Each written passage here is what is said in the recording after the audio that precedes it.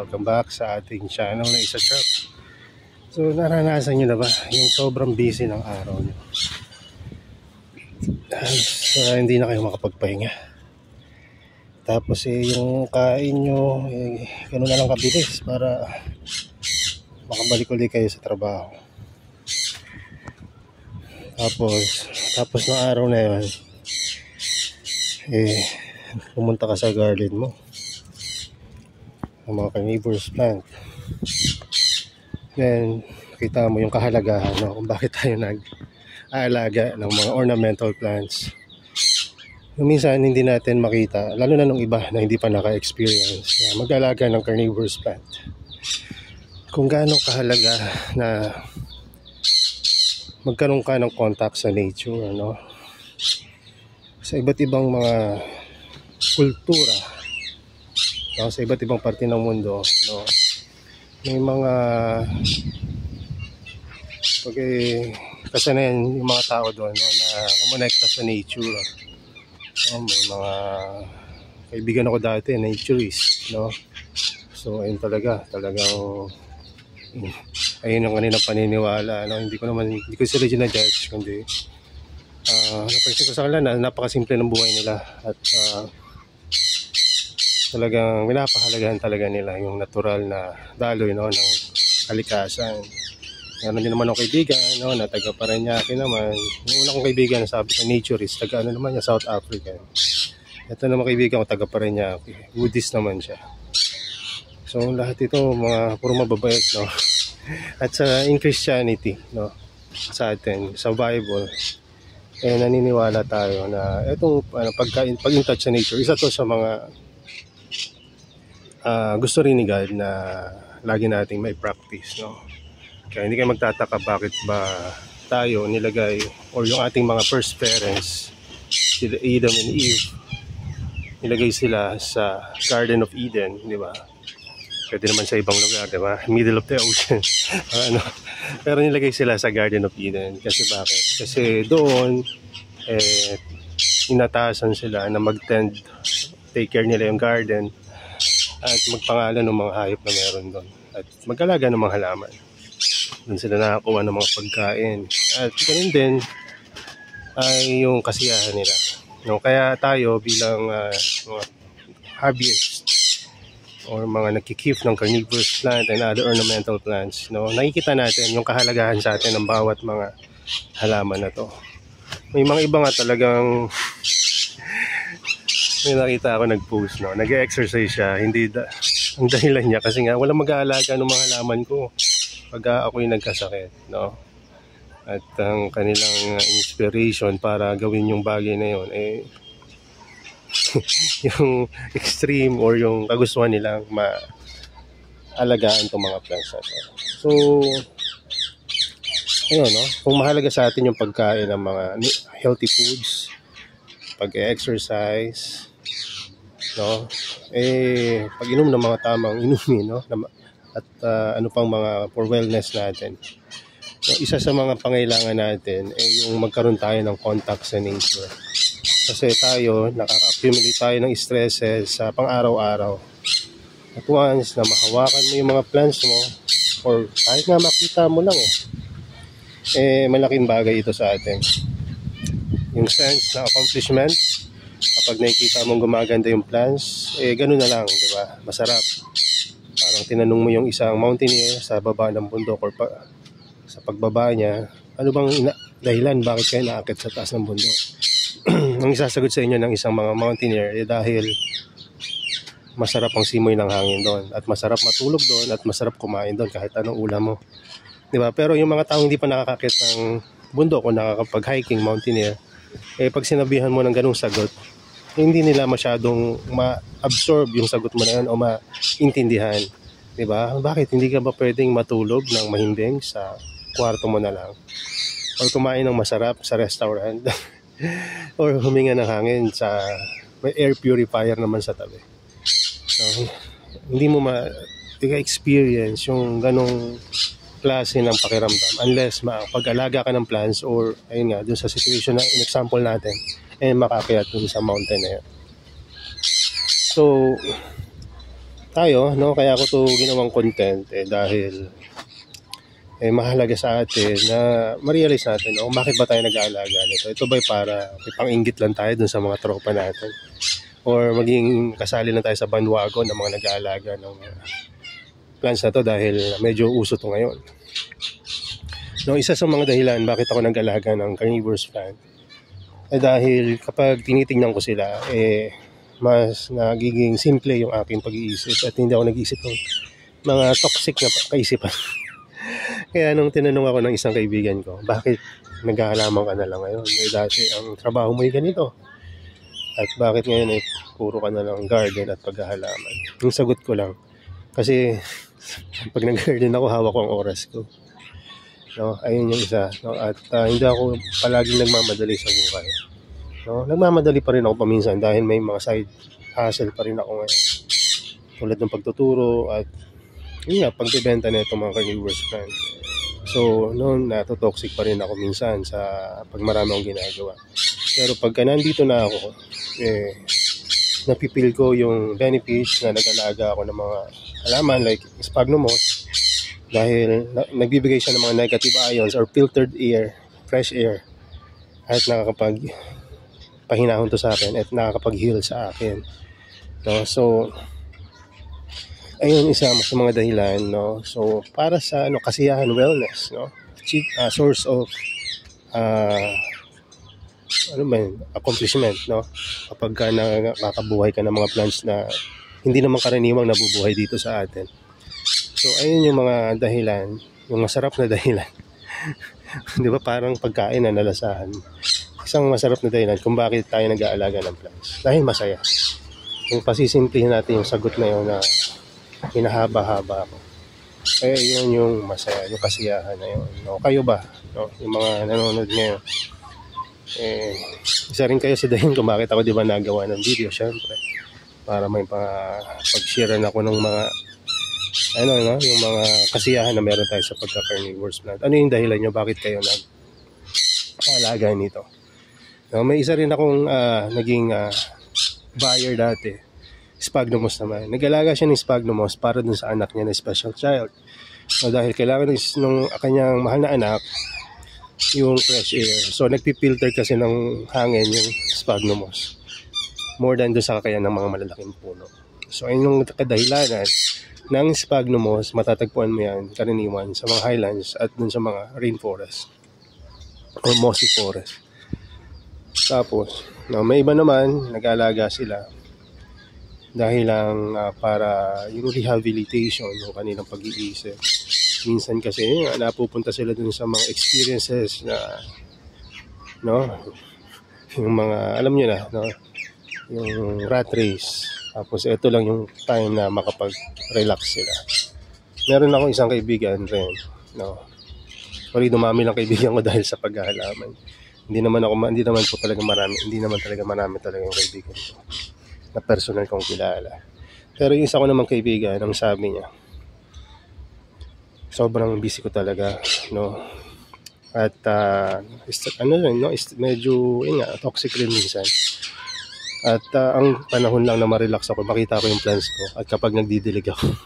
Ayun yung dahilan bakit kahit kaya kong maglagay ng mga automated misting system ay mas pinipili kong magdilig kasi masaya talaga na magdilig. So, at nakaka-relax.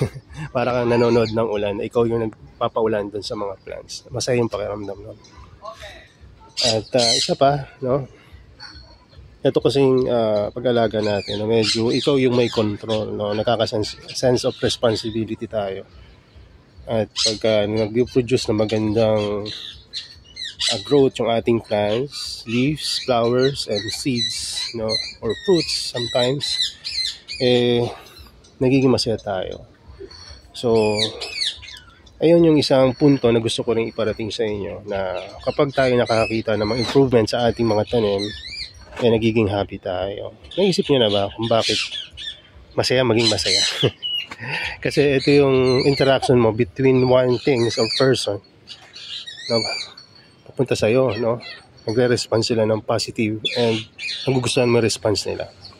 So, tanong ko sa inyo, naisip niyo na ba kung pwede rin bang pasayahin natin yung creator natin? O si God, no? Kasi minsan naging tanong rin to sa akin. Kasi minsan ang saya-saya natin, no, nakakabili tayo ng mga bagong gadget, iPhone, no, yung mga mahilig sa iPhone dyan. Ako, iba naman ang gusto ko dati. For gaming, laptop, and cellphone. No, nagiging masaya ako pag nag-games ako. Pero nung nabisi ako, nung nagkasama na ako, no, mga outdoor activities naman, like ito, pag-hiking plants, at nagiging masaya ako nga pag gano'n ang ginagawa ko. Pero natanong nyo naman sa sarili nyo kung paano nyo mapapasaya yung creator nyo or savior nyo or yung si God na sinasamba natin. Nasabi po dun sa Bible, dinescribe ni God yung old Israelites or yung old people niya dati na nasunod sa kanya sa puno ng grapes, no? Kaya nga may grapes ako rin dito dahil doon. No, ang puno kasi ng grapes, no, ay gumagapang. At ito ay gumagapang kahit itanim mo to sa lilim, no, nandun yan sa madilim na parte dyan ng aming bahay. Kahit itanim mo siya sa madilim na parte, gagapang yan papunta sa liwanag para makareceive siya ng enough sunlight na sustain sa kanya, no? At hindi ni God dinescribe yung kanyang bayan dati or people dati sa mga malalaking puno tulad na lang ng mga nakikita natin sa paligid. Hindi niya dyan dinescribe yung kanyang people dati, pero dinescribe niya ito sa pamamagitan ng isang humble na grapes, no? So ang grapes kasi ayun nga, pagka nasa dilim pupupunta sa liwanag. So ganun din tayo. Pagka minsan napipansin natin yung ating buhay ay parang failure, sadness, stress, and toxicity, no, ng community or ng paligid natin, kailangan lang talaga natin na lumapit sa liwanag. At alam nyo ba, yung grapes hindi yan basta mabubuhay nang walang kinakapitan, di ba?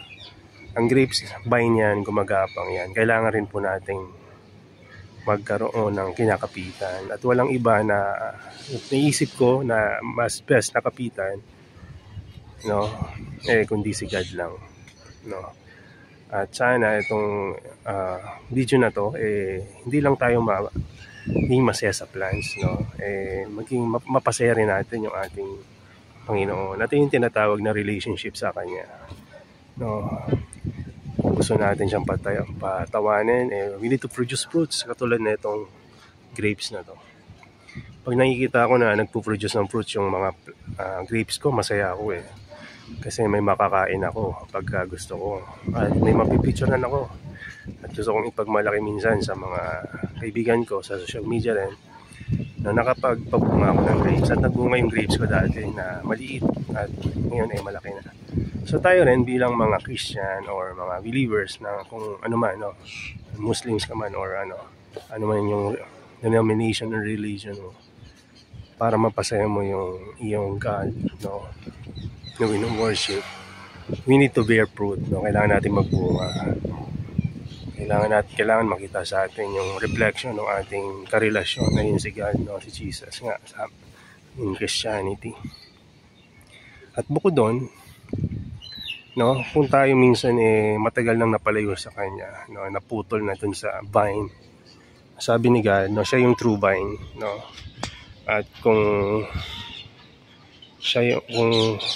yung God the Father, siya yung husbandman, no? At inaingatan tayo ng Panginoon, no? Di ba sa katunayan nga namatay si God para sa atin, si Jesus, to save us from our sins. Kaya kung ano man yung kalagayan natin, no, wala naman perfecto siguro sa atin na walang sin, no? Lumapit lang tayo. Sabi ko nga dun sa mga naging bagong kong kaibigan sa loob ng kulungan nung ako'y nagturo doon nung nakaraan at bukas assessment na nga nila, sabi nila, sir, ba't hindi ka na iinis sa amin? Dahil di ba minsan makulit rin kami Sabi ko, hindi naman ako kailangan mainis pa sa inyo. Mas mga focus nga kayo kaysa yung mga estudyante ko sa labas eh. Kasi kayo dito hindi kayo nalilate, di ba? Sabay-sabay kayo napasok. Wala ring uma-absent kasi lahat kayo laging present. No? Kasi nga sila yung mga person deprived of liberty. So, sabi ko sa kanila, hindi ko lang pala masabi ng direktahan, pero sa isip ko, ang isip-isip ko lang, ang talagang dahilan nun kung ba't hindi ako nagagalit sa kanila. Kasi sa sarili ko, alam kong mas makasalanan ako sa kanila. Sila yung kasalanan nila na pananagutan nila sa pag-stay nila dun sa kulungan. No, pero ako, dahil may ginagawa pa rin akong mga mali, hindi man nakikita ito ng aking Panginoon, ng aking Diyos, nagkakasapala pa rin ako. So, anong dahilan? Bakit ako magagalit sa kanila? Pero hindi ko sinasabi na hindi ako nagagalit. Madalas rin po ako magalit. Pero yung gusto ko lang iparating po sa inyo, lahat tayo nangangailangan tayo ng Panginoon na kailangan nating i-worship at dapat nating kapitan, sandalan at makakabit tayo sa Kanya sa true vine. No, masayang mag-alaga ng plants. No, masayang makita yung growth nila. No, bilang husbandman, bilang ating Diyos sa langit, no. Maganda rin kasi siguro minsan na pangitiin natin si God, 'di ba? Paano natin gagawin 'yan? Makita yung growth sa atin. No, minsan inisip natin mahirap magkaroon ng growth, 'di ba?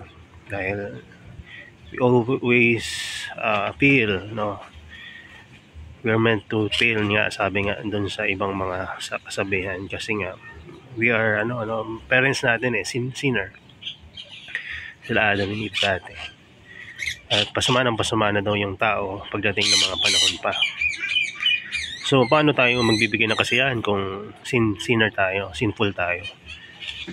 Ang sagot po doon ay hindi dahil sa ating sariling lakas. We need to rest to Christ. No? Si Christ, ginawa na yung lahat sa atin para tayo ma-save. No? By His grace, no? We are saved. No, hindi naman ibig sabihin na save na tayo, gagawa na tayo ng puro kalokohan dahil nandiyan na yung grace palagi. Ang ibig sabihin lang noon, pag in-accept na natin si God, no, meron na tayong matatakbuhan na siya yung magpo-forgive sa atin. Like yung old times sa Bible, na pag nagkakasala sila, nagdadala sila ng sheep or other animals, doves and birds, no, ram and goats, no, doon sa temple para sacrifice, no. Parang ngayon, bakit hindi na tayo nagsasacrifice? Kasi meron na tayong ultimate sacrifice. Ayon si Christ, no. By His blood, no, we are saved. No, kaya etong etong ating pinag-uusapan ngayon, hopefully, na makakatulong sa inyo. Hindi ko sinasabi na I'm in the right religion or belief, no. Pero masaya kasi na kapag sa time na parang palaging kapos yung happiness na nakukuha mo sa mga material things and activities na ginagawa natin daily, merong magkakapagbigay sa atin ng contentment and happiness na hindi maintindihan ng iba na nasa mundo, na nabubuhay sa kamunduhan. No? Tulad na lang ng iba na hindi nag-aalaga ng carnivorous plant, di ba? Hindi nila maintindihan bakit tayo nag-aalaga nito. Bakit kailangan natin bigyan ng low minerals water and low minerals soil. Samantalang tayo, kung ano-ano yung pinagpapasok natin inumin sa ating katawan, di ba? So, dahil ayun yung needs nila. So, ayun, no, gusto ko lang kayong i-point doon sa ating Panginoon, no? Kung hindi nyo pa siya kilala, sabi ko nga doon sa mga estudyante ko sa loob, tayo nasa labas tayo, no? Pero sabi ko sa mga estudyante ko sa loob, kung hindi nyo pa natatry mag-pray, kausapin nyo siya bilang kaibigan. Yung tipong nakikipag-usap ka lang sa hindi mo pa kilala, o kung kilala mo pa siya dati, parang kaibigan na muli mo nakita, no? Sabi mo, Panginoon, hindi ko po talaga alam mag-pray, no? Pero gusto ko kayong makilala. Pwede po ba makilala ko kayo ngayong araw na to? O sa mga susunod na araw? At lo and behold, gagawa siya ng paraan. Iba siguro sa experience ko dati kung paano ko siya nakilala. Pero isa lang masasabi ko sa inyo, hindi mag-fail yung prayer nyo na yon, kahit parang sabi nga mala Robin Padilla yung prayer nyo. No, ano nga sabi nga nung nila, mga malaastig na salita. No, kahit ganun yung mga salita nyo, kahit salitang kanto pa yan, maunawaan kayo ni God. Dahil namatay siya hindi para sa mga perfect, kundi para sa atin na mga sinful. So, sa bawat latigo na nilatigo sa kanya, sa bawat pako na tinusok sa kamay niya or pa, sa bawat weight ng cross na dinala niya papunta sa Calvary, ito'y para sa atin. Kaya yung simpleng panalangin natin na minsan tayo mismo ay parang bastos sa pandinig natin yung ganong salita, pero sa kanya naiintindihan niya yun. Dahil nung time na dinala niya yung cross na yon, ikaw yung nasa isip niya, kaya kinaya niya hanggang doon sa dulo. At sabi nga niya sa huli, patawarin niyo sila dahil hindi nila alam ang kanilang ginagawa. Totoo kaya yun na hindi natin alam? Ang katotohanan, alam natin yung ginagawa natin mali. Pero sinabi ng Panginoon, hindi natin alam yung ginagawa natin dahil siya na mismo yung nagdala ng sin na yun. Mukha tayong santo or maamong tupa sa harapan ng Ama dahil dinala ni Christ yung ating mga pagkakasala. So, ayun yung dahilan kung bakit ako naghahalaman. Di ba? Parang kinunik mo lang Kuya Brent, no? Kuya Brian, di ba? Parang kinunik mo lang. Pero sa totoo niyan, ito yung isang time na lumuhod ako, kaya ako nakapag-umpisang alaga ng carnivorous plant. Kung sasabihin ko sa inyo yung totoong dahilan kung bakit ako nag-alaga nito, hindi ito dahil gusto ko mag-alaga ng halaman. Ayoko nga mag-alaga ng halaman. Hindi ko nga madiligan yung mga orchids nung parents ko dati. Pero bakit ako nag-alaga ng carnivorous plants? Ito'y dahil nawalan ako ng trabaho during pandemic. No? Nagtuturo ako dati sa Tesla. Pero nung pandemic, nawalan kami ng trabaho kasi bawal nga yung mga contact na mga activities. At nung wala na akong matimplang gatas dun sa baby ko. No? Nung time na yun, wala pa siyang 1 taon. Few months pa lang. At yung aking libangan nun ay online games. May maganda akong gaming rig by that time. No, lahat ng mga maisip niya na nandun nakalagay doon sa malaking tower ng computer ko na. At ang pinagkakakitaan ko ay online games dahil nga pandemic, wala akong turo. Nagbebenta ako ng mga online currency doon sa game na yun. At nung time na yun, hindi ko maibenta yun dahil nga pandemic. So,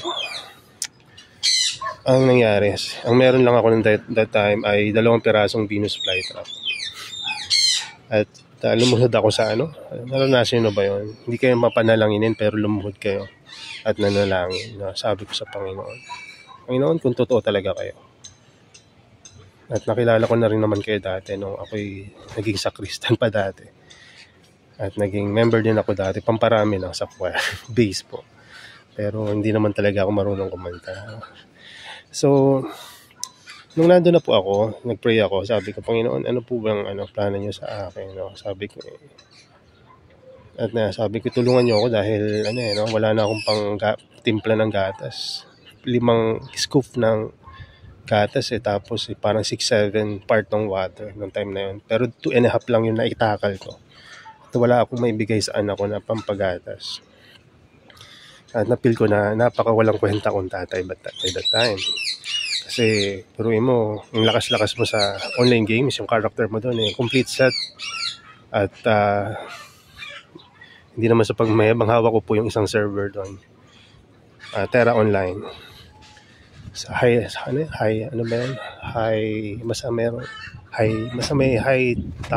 Basta meron pong server na ganun. At doon ako doon yung character ko. Tapos ako yung gumagamit, humahawak ng server na yan. Ang pangalan po ng character ko doon ay Glean. Baka kilala niya. Kung doon naglalaro kayo dati noon. Hawak ko po lahat ng nasa market. May market kasi yun, mga premium items. Ako mahawak ng buong server. So, monopolize ko yung server. Pero sa totoong buhay, broke talaga ako. Wala akong kahit at I'm not a good father, no? At nakita ko na meron akong 2 halaman. At sabi ko, bahala na kay Panginoon kung anong plano niya sa akin. Pero kung anong gusto niyo, susundin ko. Total, alam ko naman na totoo kayo. No? At noong time na yon, nagbenta ako ng plants at wala pang ilang minuto, nabili na agad. Una ako nagbenta sa Facebook Marketplace. Tapos, sabi ko, may bumili. Tapos, nabenta ko siya ng medyo may tubo. Hindi kasi ako magpatubo. No? Kala nyo lang mahal yan, pero mas mahal ko nabili yung mga plants ko. Kaya ganun lang yung presyo. So, at to make the story short, no? Yung dating 2 halaman na yun, naibenta ko, tapos nakabili uli ako. So, umabot na yun ng 40 ng unang batch ko. At nilagay ko sa ganitong klase ng lalagyanan. No, alam yan nung mga dati ko pang kakilala. Kung may nanonood pa dyan na dati ko pang kaibigan sa hobby ng carnivorous plant. So, dito po ako nag-start. At nakalagay po ito sa pinakagilid doon. Wala pang ganito dati growing area. No, tapos dumami hanggat na yung isang ganito naging 2, naging 3, at naisip ko na paggawa ako ng paleta.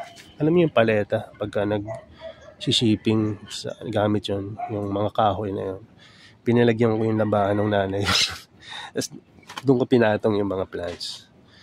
Nangyari noon,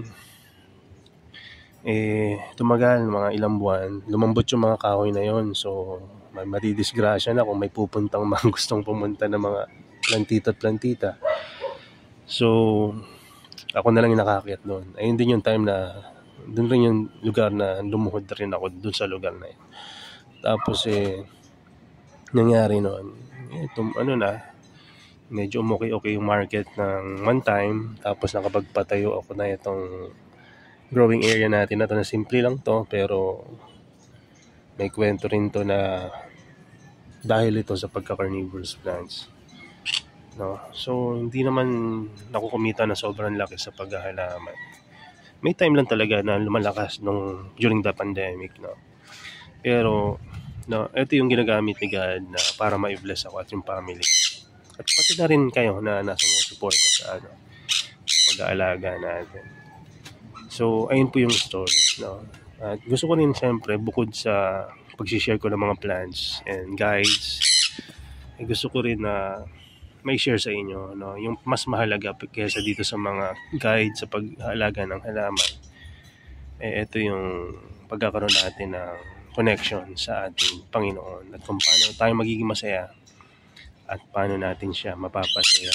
No?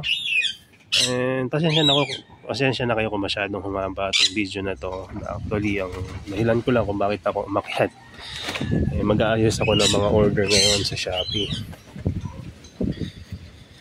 At anong pumasok sa isip ko, bakit ko ito sinare sa inyo.